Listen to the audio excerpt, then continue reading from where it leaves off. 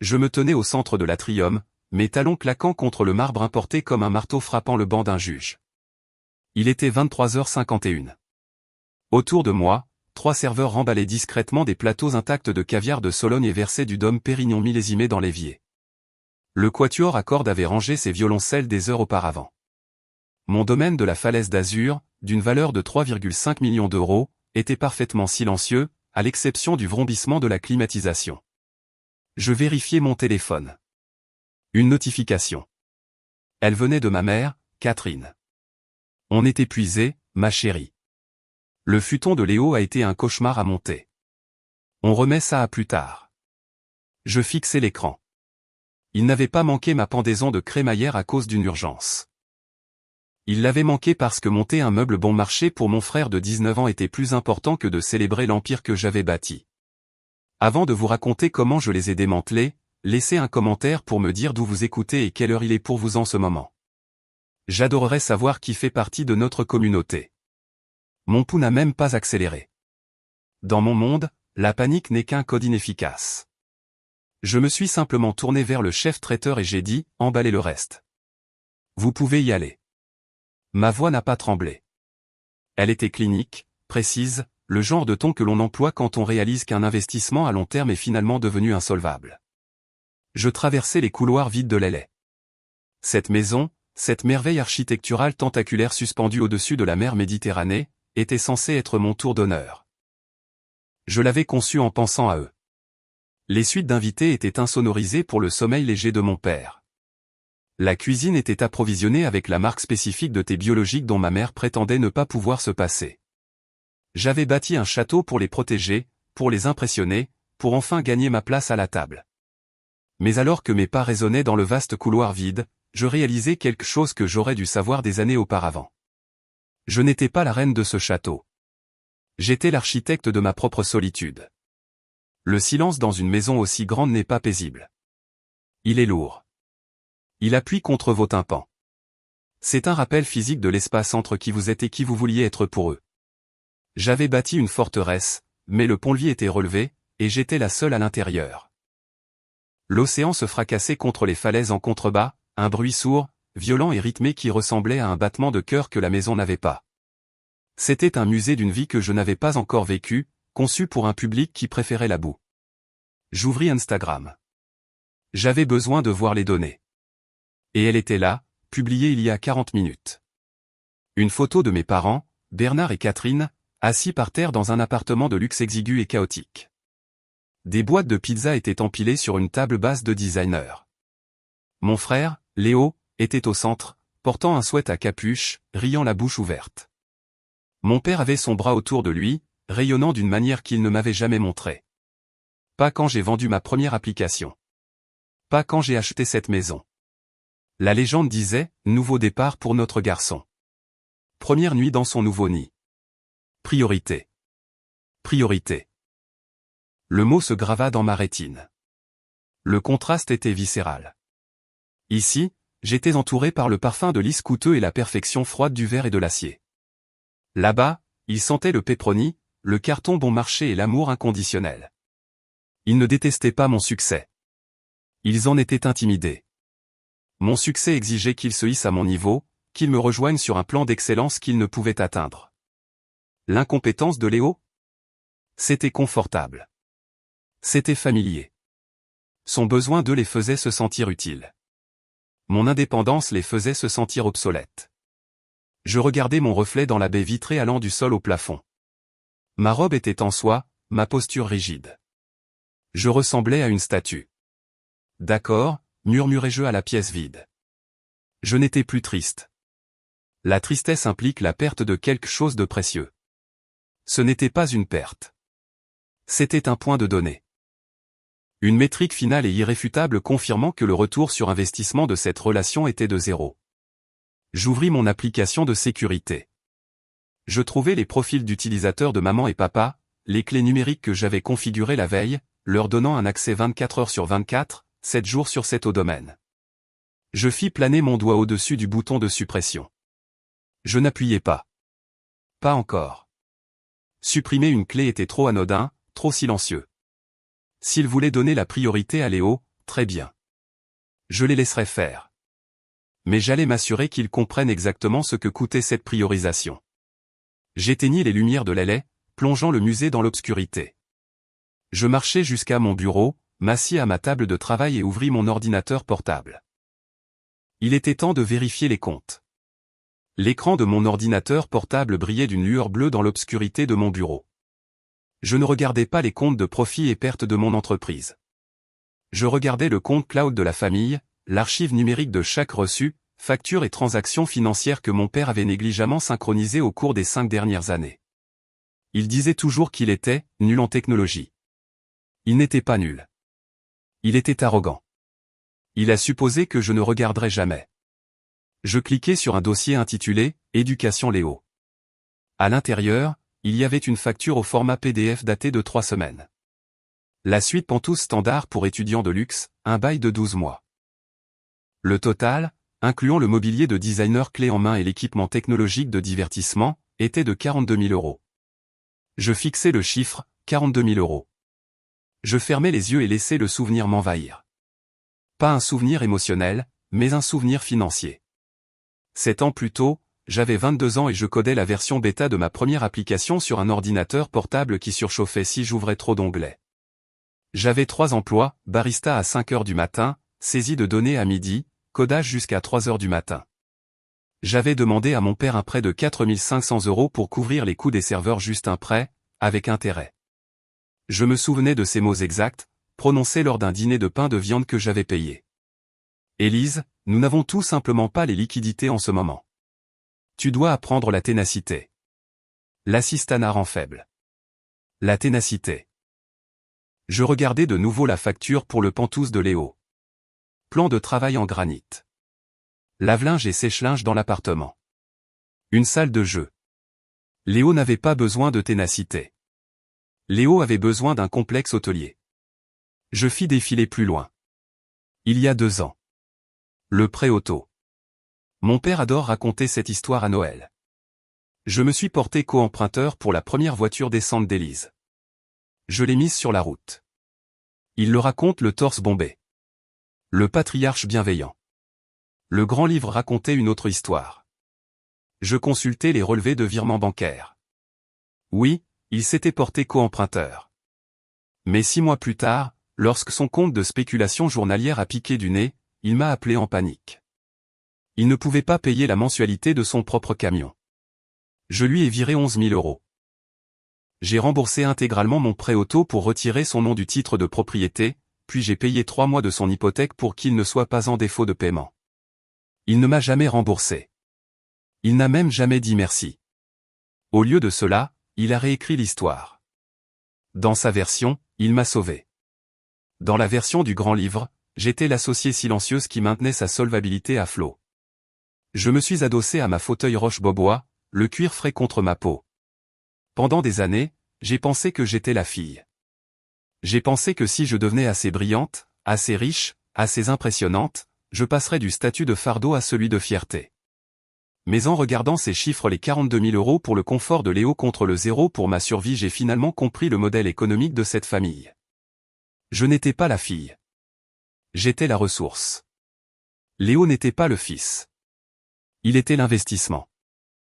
Ils ne m'ont pas élevé parce qu'on n'élève pas un générateur. On en extrait simplement de l'énergie jusqu'à ce qu'il grille. Ils ont tout misé sur Léo parce qu'il était leur projet vaniteux, le reflet du style de vie qu'ils voulaient mais ne pouvaient pas se permettre. Mon succès ne les rendait pas fiers. Il les rendait pleins de ressentiment. Il ruinait le récit selon lequel ils étaient les pourvoyeurs. Chaque chèque que je signais était un rappel de leur propre médiocrité. D'accord, dis-je à nouveau. La justification était complète. Je ne leur devais pas de loyauté. Je ne leur devais pas de gratitude. Et je ne leur devais certainement pas une clé de ma maison. Je fermai le dossier d'éducation et ouvris un nouvel onglet. Registre public. S'ils pouvaient dépenser 42 000 € pour une chambre d'étudiant tout en prétendant avoir des problèmes de trésorerie, d'où venait réellement l'argent? Mon père n'avait pas réalisé d'opération boursière réussie depuis une décennie. Je saisis l'adresse de mes parents. La barre de recherche tourna. Et puis le premier domino tomba.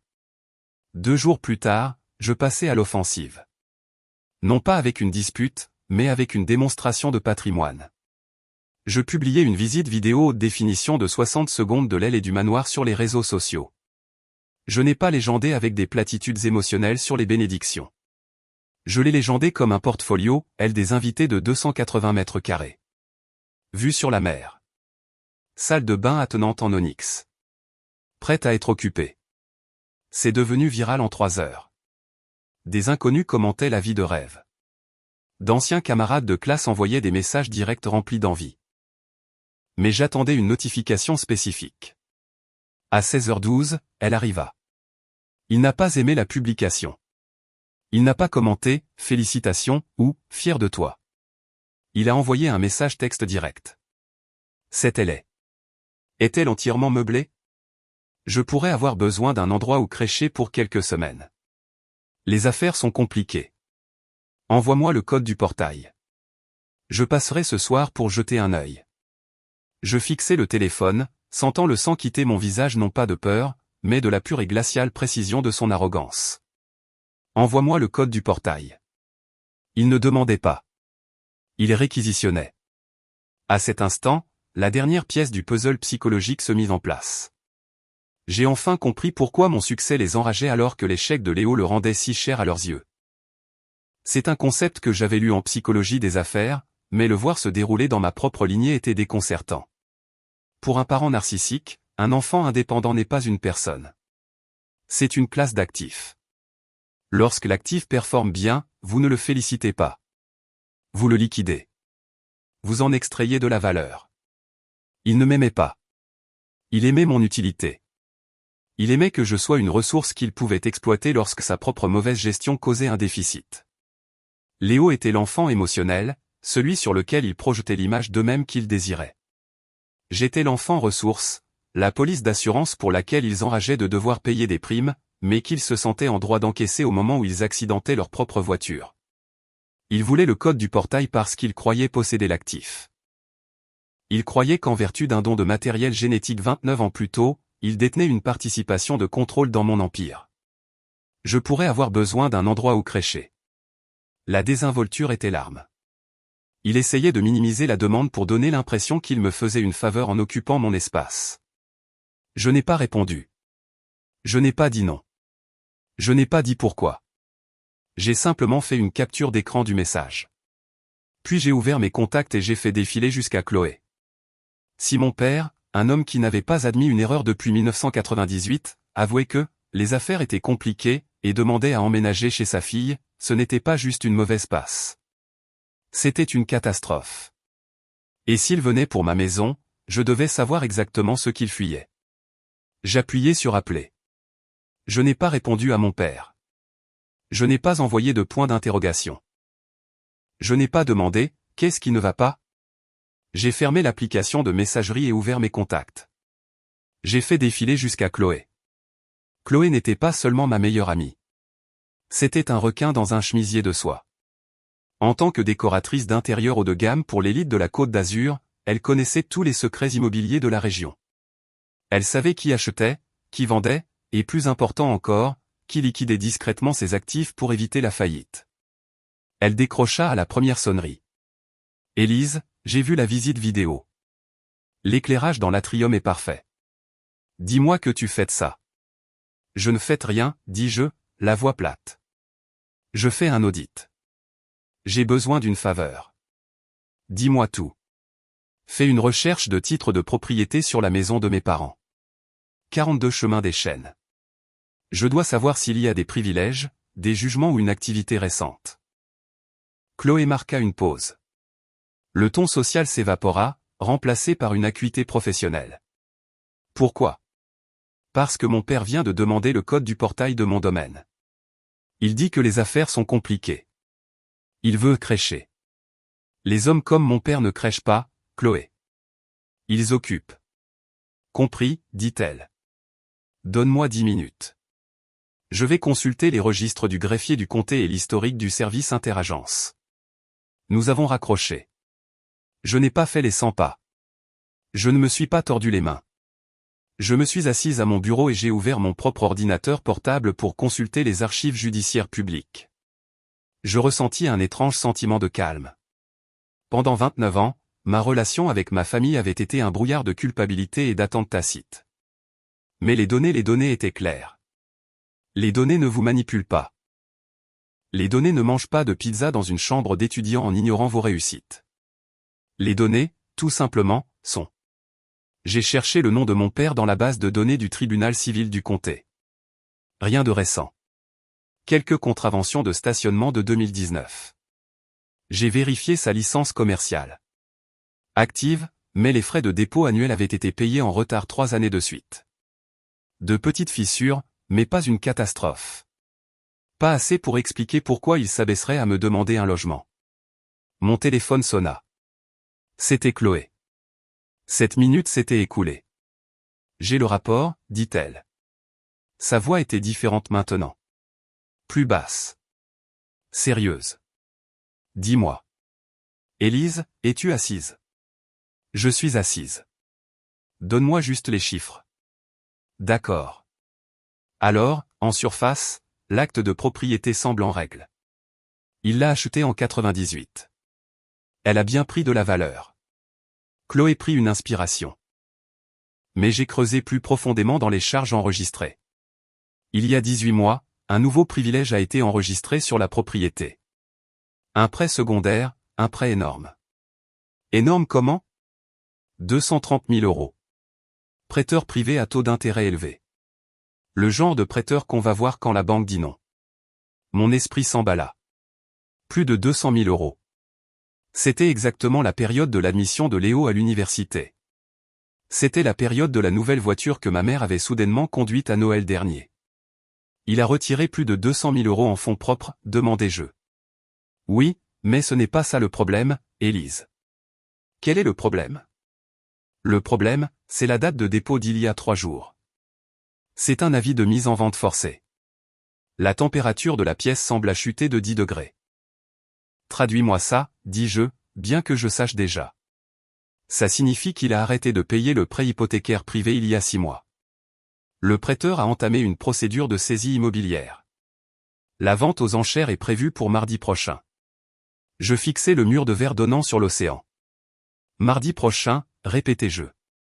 Il ne possède plus cette maison, Élise. Il est à quelques jours d'être expulsé. Il ne demande pas à te rendre visite. Il est sans abri. La prise de conscience s'enclencha comme un pêne dormant se verrouillant. La pendaison de crémaillère manquait, l'épuisement, les affaires compliquées. Ils n'étaient pas seulement impolis. Ils étaient affolés. Ils se noyaient. Et ils avaient regardé mon succès non pas avec fierté, mais comme une bouée de sauvetage. Ils ne venaient pas pour me célébrer. Ils venaient pour survivre à mes dépens. Envoie-moi les documents, dis-je. Tous. Envoyés. Élise. Qu'est-ce que tu vas faire? Je regardais le moniteur de sécurité sur mon bureau. La caméra montrait la longue allée sinueuse menant à mon portail. Vide pour l'instant, mais pas pour longtemps. Je vais protéger mon actif, dis-je. Je regardais la barre de progression du téléchargement du PDF se remplir 100%. J'ouvris le fichier que Chloé avait envoyé. Ce n'était pas juste un avis de saisie.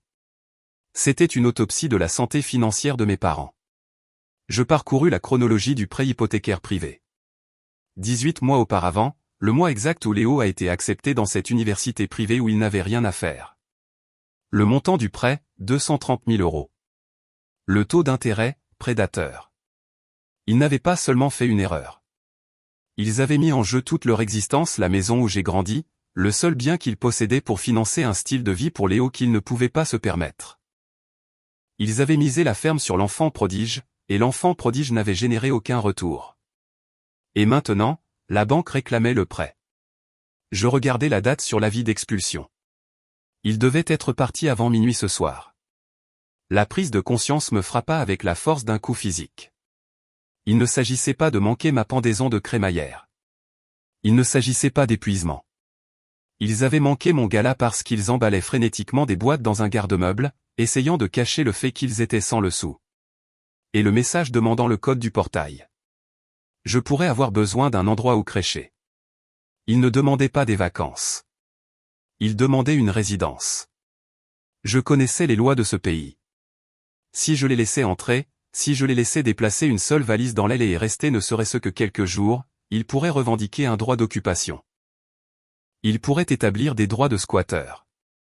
Pour les faire partir, je devrais les expulser formellement. Cela prendrait des mois. Des mois où ils vivraient dans mon sanctuaire, me saignant à blanc pendant que je paierais les avocats pour les expulser. Ils ne rendaient pas visite. Ils envahissaient.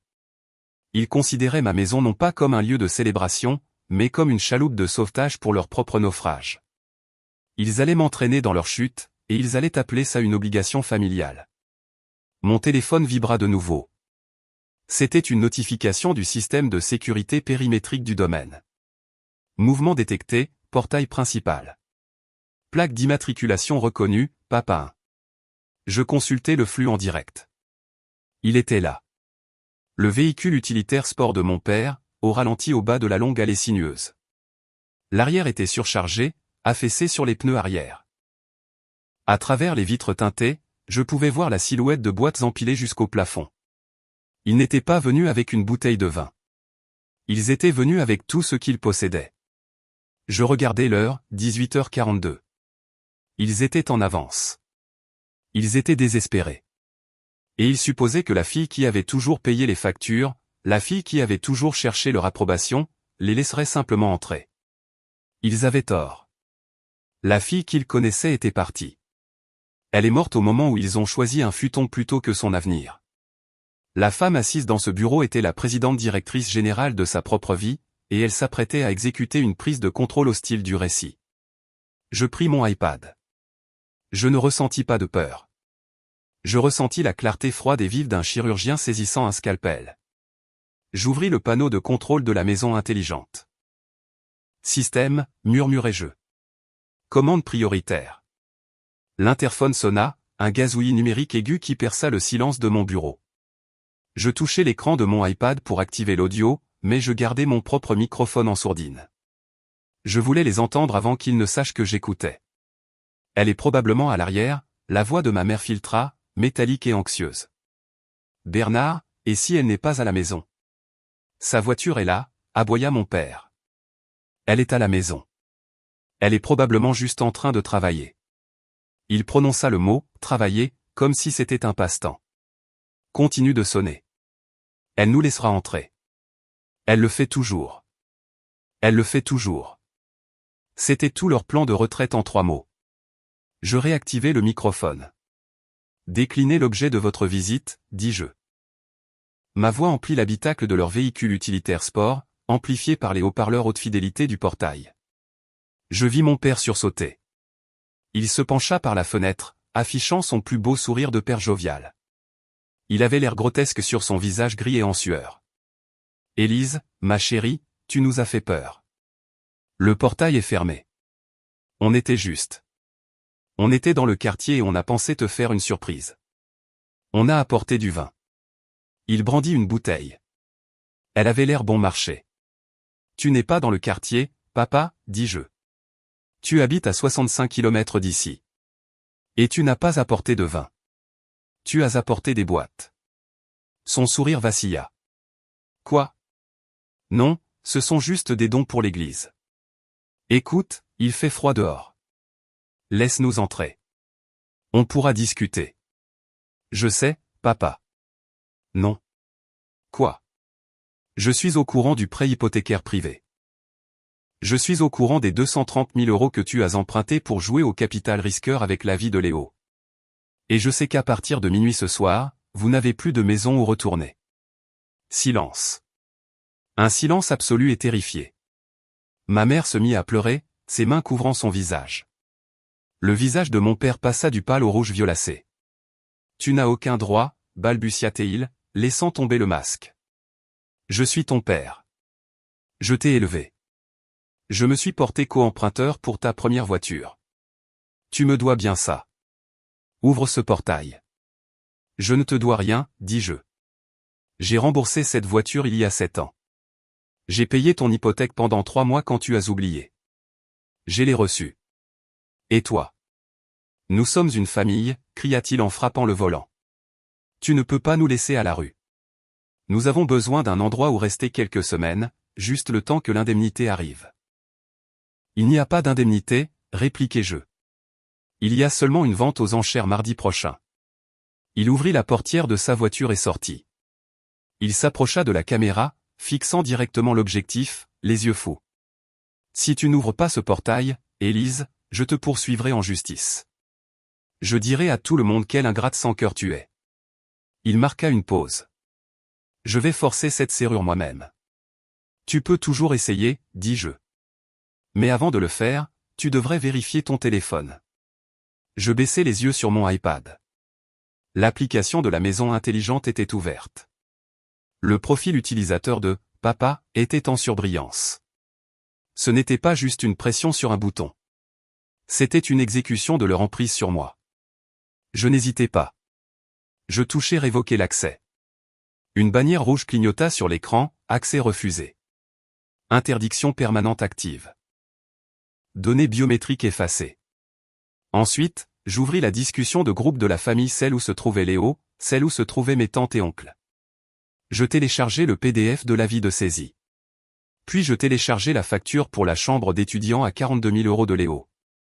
Je tapais une seule légende, vous n'êtes pas venu pour pendre la crémaillère. Vous êtes venu pour incendier ma maison afin de vous tenir au chaud. Ma maison n'est pas votre bouée de sauvetage. Débrouillez-vous. Envoyez. Sur le moniteur, je vis le téléphone de mon père s'allumer dans sa main. Il baissa les yeux. Il lut. Je vis le moment exact où ses genoux fléchirent.